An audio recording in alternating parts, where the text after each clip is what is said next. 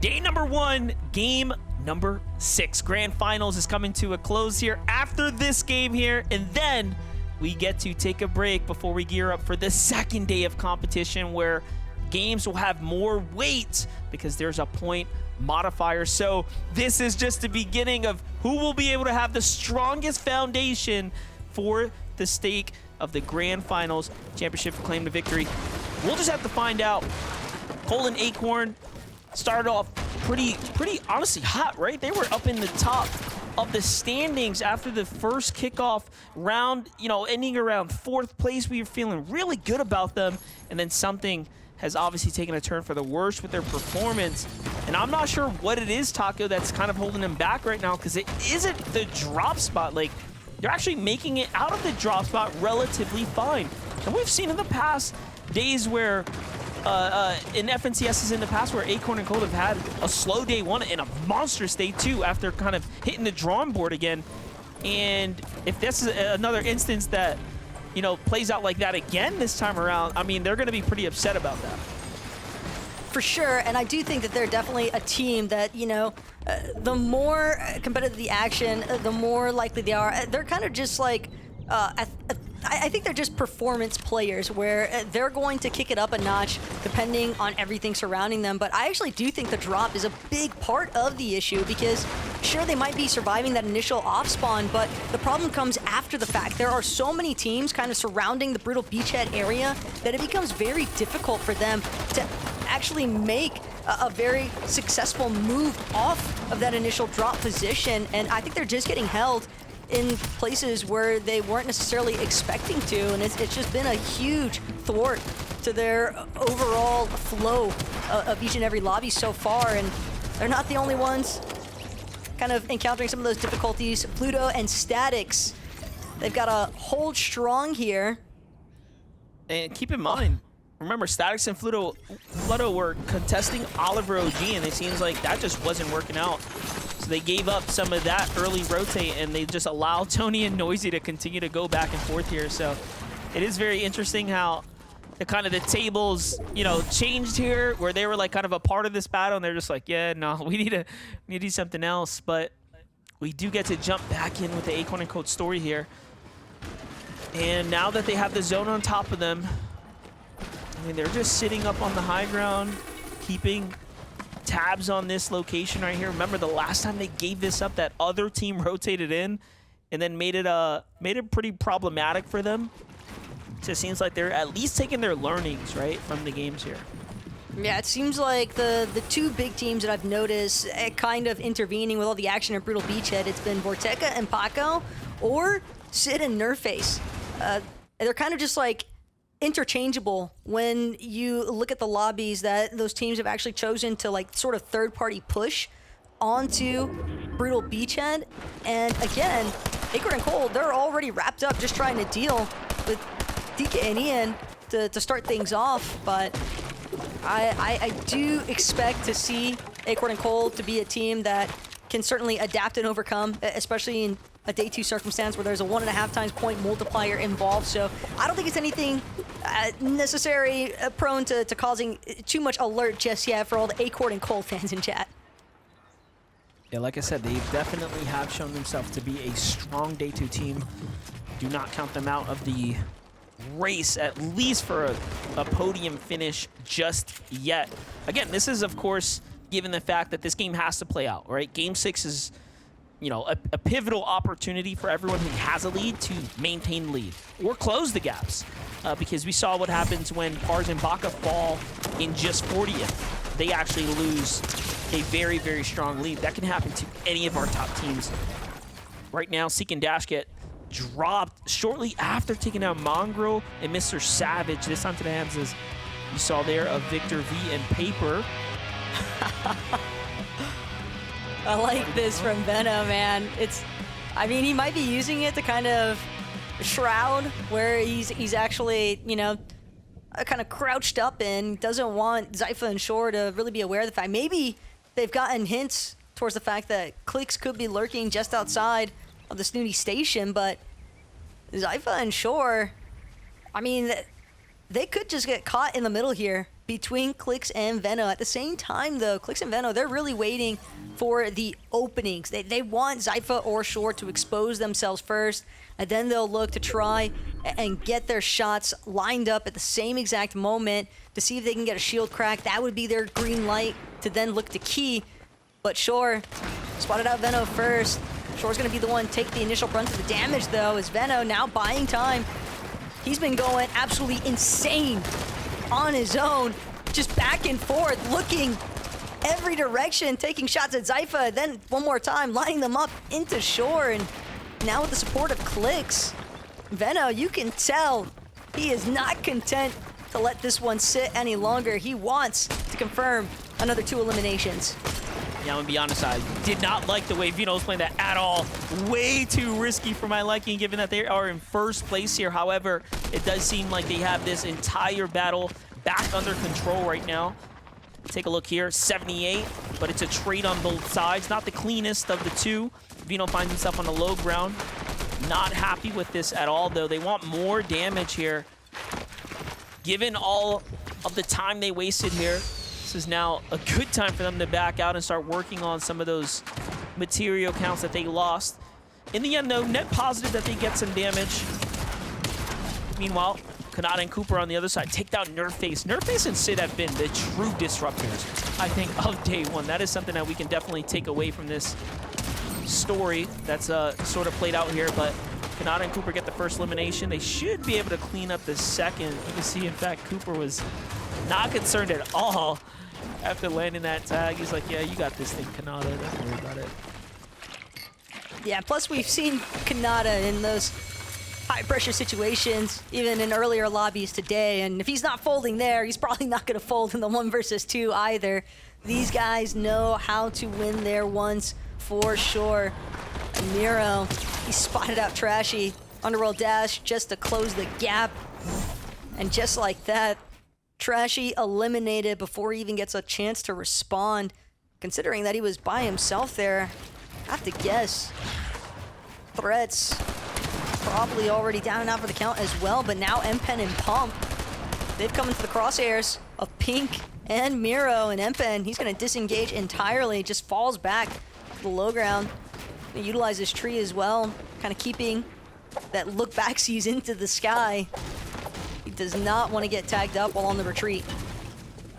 Felt like it was falling off you know, the roller coaster from the height down. I've never seen a player, that's the first time in my years casting, a player is falling off a high ground, did not look to see if the floor was going to give him fall damage. Like, he fell higher than that, but he was under the effects there of the Blueberry Fizz. It's always something new. Noisy and Tony from the low ground right now, so they've overcome, you know, the hurdle of Oliver OG, obviously on their drop now. And it's just a back and forth between all these teams as they've continued to clash amongst one another. Crisp and Noxy of the group here have by far the most amount of points and have turned this into the most successful tournament for them at the moment. Still, given the situation at hand, this is not pretty. He's sitting on 3 teams, and there's a team in the mountain just outside of this, so there's just danger everywhere. This is crazy to just look at, though. All this action taking place at the rescue station.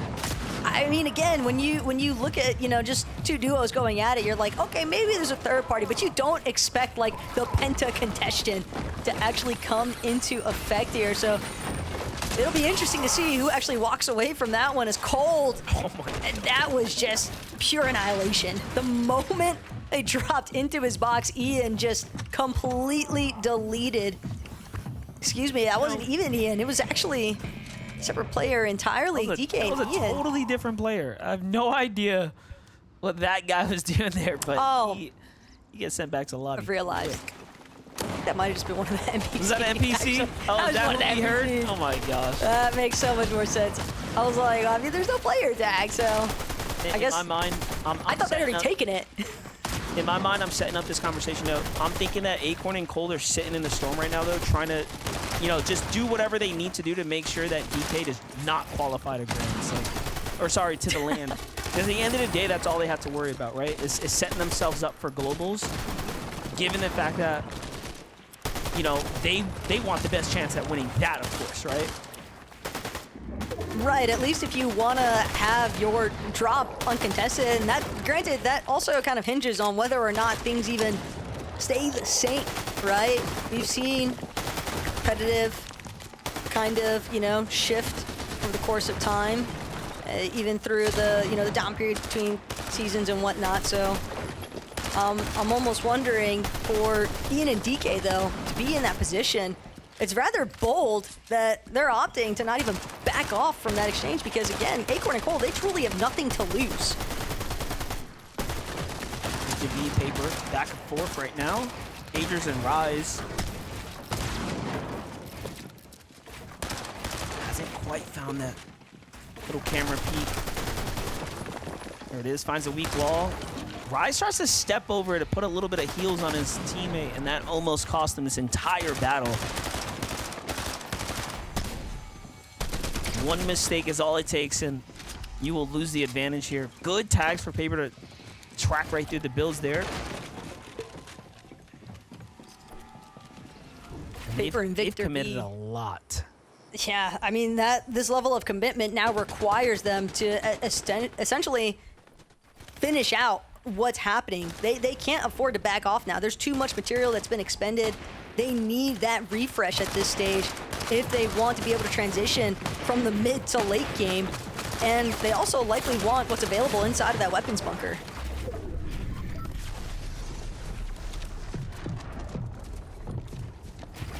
Just holding down the low ground right now. Visual and Braids have somewhat lost their momentum. Skittles and Chubbs as well. After the first two games, these were teams that were kind of inside the top 15, top 10 conversation, playing pretty well, and then everything starts to slow down. You even have Curly and Raze kind of in the middle of this three-way duo fight going down here. In the distance, Alex and Worthy from Team Power.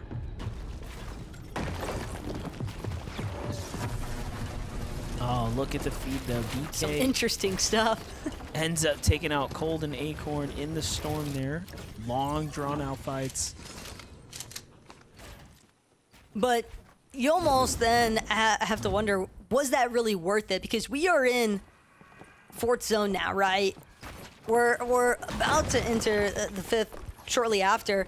That one set of eliminations onto Acorn and Cold surely cannot be enough for DK and Ian to have an ample amount of surge moving forward here. As Quanti in a tough spot, just lost Japko, but he's gonna make sure to at least confirm the final elimination there onto Sigma.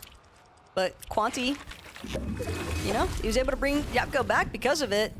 But again, another one of those teams where, sure, they've got 2 eliminations in total, but when you think about the fact that there have been some teams struggling throughout the course of today's lobbies, I just don't know that 2 eliminations is going to be enough to really keep you above that damage threshold, and it's certainly not going to leave you in a strong position when you're making these later rotates. Well, these lobbies are starting to thin out pretty quickly.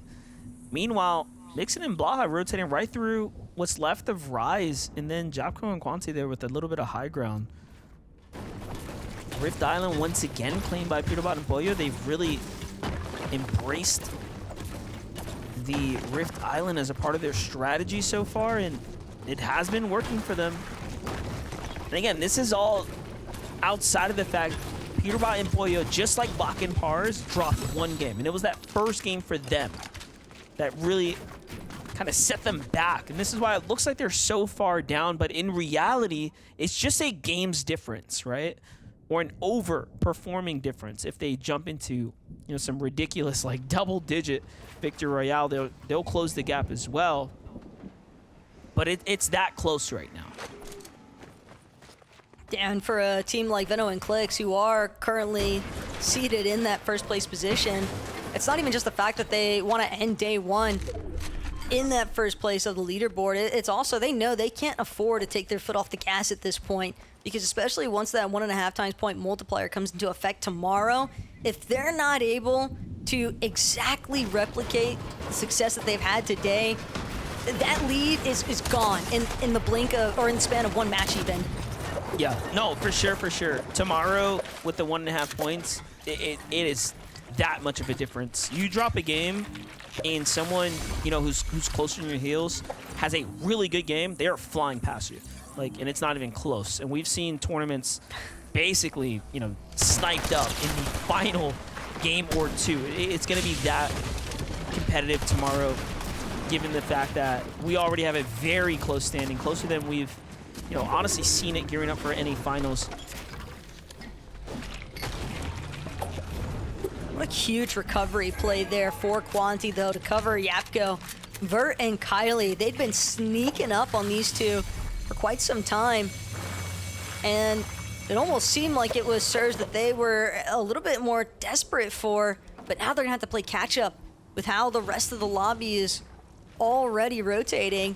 Yapko and Quanti, though, knowing that they're a little bit behind the duo that was just aggressing them, wouldn't be surprised if they maybe try to kind of finish what they'd started, as Brycx and Veno slightly more off the dead side rotate here.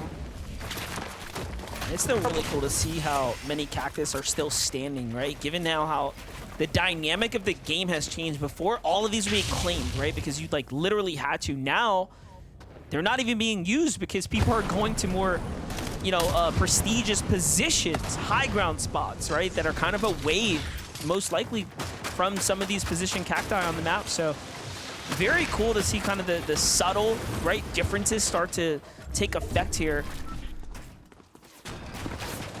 Yeah, and for me, it was seeing Veno with that Purple Hunter's DMR. That tells me they got control of that forecast tower one more time. Keep in mind some of the goodies that are dropped.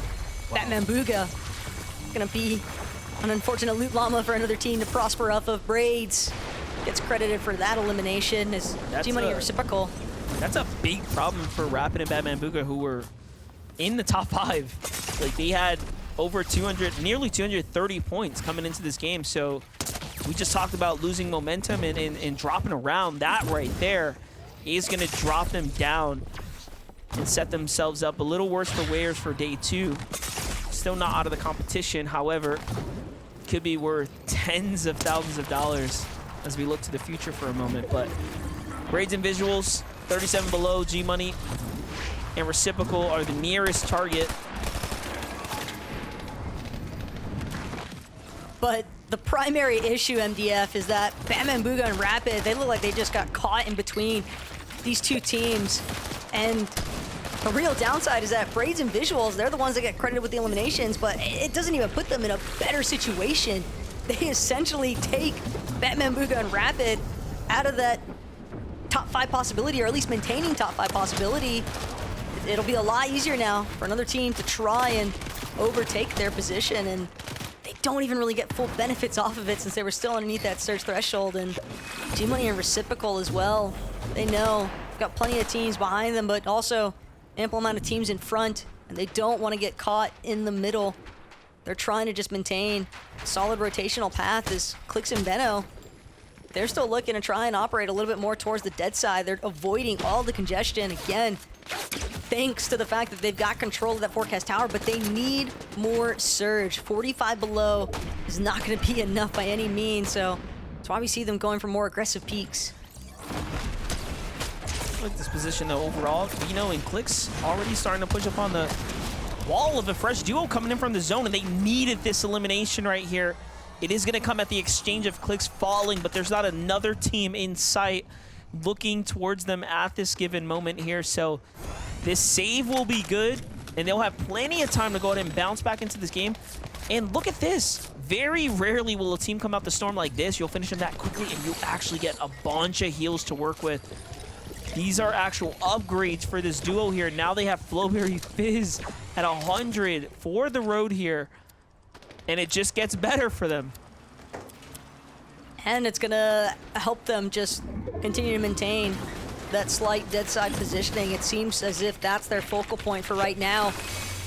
Booga and Aviv, on the other hand, they've got to work their way up. They've got to be wary of the fact Peterbot and Pollo were already on the high ground. Aviv, he's not gonna pass through. Peterbot shredding him.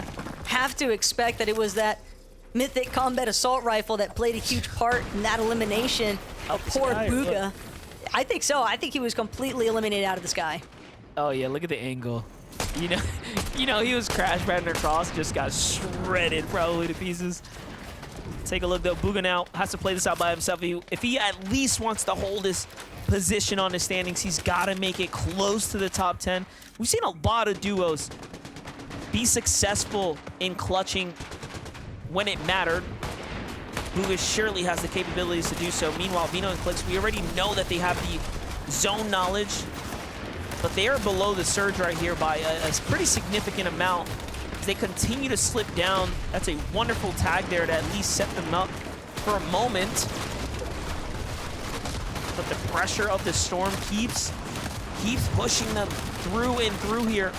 And he really doesn't have the mats right now. This is not looking good at all for Clix and Vino, given the fact that this is an end game here. Vino jumps down for mats. He just had to at that moment. At the same time, though, that elimination was also another medkit delivery there. And Clix, he's going to find Rigby, who kind of looked like he was just scrambling around a little bit lost there on the ultimate low ground. No sight of Mordecai. So it's tough. Once the congestion does start building, especially in these low ground layers, it can be difficult to actually maintain sights, especially when you're by yourself, of the teams ahead of you as well as the teams that are kind of filtering in from your south side as well. Victor V and Paper, though, all these pre-existing builds, they're making sure to just break right through them. They want to see if they can find an opening, a way to squeeze through the thick of the action here. And Veno definitely looking a little bit worse for wear here, but at the same time, he just happens to have the heals that he needs. Granted, they're gonna have to find a refresh. 0 mats. Yeah, he doesn't have any other option other than fighting through. But just as they open up their wall, it's Victor V and Paper on the other side of it. They were trying to snipe out a team from the low ground. It's our first place leaders, though, that they managed to sniff out first. Yeah, and they get the full finish. This is a critical moment right here for Victor V and Paper as they start their ascension to top 5 here and now. But they still have a bit of a ways to go. We're not even, like we're just barely inside the top 20 here. This is where you do not want to fall at all. This is where the most amount of placement points start to be given out here shortly. Bugha's gonna fall shy of that. He could not clutch up in these final moments. This is really gonna start to crack open the runway. But we know Baka and Pars are alive. We see PewDiePie and Boyo there as well. And look at Baka and Pars. Can they get the 3rd Victory Royale here on this first day? I do think they absolutely can, given how much material count they have here. Clearly, Clix is barely holding on right at this point. Every point he earns is just a matter of cushioning his lead right now and hopefully holding it over Pars and Baka. But Pars and Baka might just win this one again. Tragic blow there, though, for Clix. He doesn't connect that pump shot onto Sandman, so that's going to be the end of his run. At least they were in the placement point territory, though. But yeah, Baka and Pars scouted out the fact they're bound to be monitoring an elimination feed as well. But look at Epic and Muzz. Love this hold from them on the high ground. The problem is, can they maintain it with only 10 builds on Epic Whale? They're going to be forced to drop sometime soon here. I'm almost scanning, trying to see where PewDiePie and Poyo are at throughout all of this secondary height. And it seems as if they've kind of gauged out the fact, yeah, wood builds, that's going to be crumbling here shortly soon as PewDiePie gets the chop he was hoping for, brings Muzz down to his height, but Poyo actually getting a massive tag in the process there, and that's going to call for a halt. Yeah, look, Baka and Pars actually get the high ground. They went up with the crash pad. It was Ritual who, with the hand cannon, breaking the builds here from PewDiePie and Poyo. Now, all of a sudden now, fall to the low ground here, looking for more desperate material here and some placement points alongside Elan points here. They're going to hunt down Muzz and Epic Whale and finish basically what had gotten started up on the high ground here. And Pars and Baka, once again, are the team on height here doing what is now probably a record-setting NA performance worth of Victory Royales to be if they can get this dub here.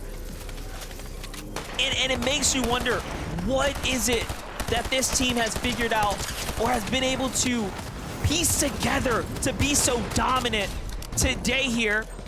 Boltz and Brycx are still in the game as well, down in the low ground here, finding opportunity right now. We're inside the top 10. Re and Ritual have life in them as well, but they're out of material. They're just gonna hope that somebody folds in front of them first, but instead find themselves being focused. Peterbot, he's dropped. He's trying to crash pad back up to the high ground. He's looking for a little chop even onto Pars and Baka. He wants to see if he can try and overtake or at least cause them to forfeit. They're such strong positioning. But Peterbot, Pollo, medkit, replacement, they're just waiting it out. They want Pars and Baka to be distracted. They're looking for actually approaching from behind. I don't think Baka and Pars are ever going to see this coming. Peterbot goes overhead, overshoots the jump though. But Pollo's got it. At least he ends up foiling the plan of Pars and Baka there. I love that play from the side of the zone there. Very, very smart. And now Brycx and Boltz have been gifted high ground here due to the collateral damage. They find Kanata on the way up. Cooper gets finished as well. And Brycx and Boltz steal away the Victor Royale. But talk about a strategic play from Peterbot and Pollo. Very smart crash pad play there. Pars and Baka, you know, it's hard to see that one coming when you have someone as determined as Peterbot and Pollo on your heels. In the end though, every team there, right? Every team that made this top 3 deservingly earns a ton of points, and that's gonna be a huge catalyst for day 2 of the grand finals. But game 6 is wraps. SG, Brycx, and Boltz take away their very first Victor Royale here on the day. And they did it. They did it in the end because things just came together for them. Yeah, I mean, you want to talk about dark horse teams. I think that Boltz and Brycx could definitely deliver, but as far as our first 6 of 12 matches, day 1 here of Major 3, the NAFNCS Finals MDF, it has been an explosive race to the finish. I'm excited to see what day 2 has in store, but that's going to be it from us. Now, I want to see what the analyst desk has to say about all the action that took place throughout day 1.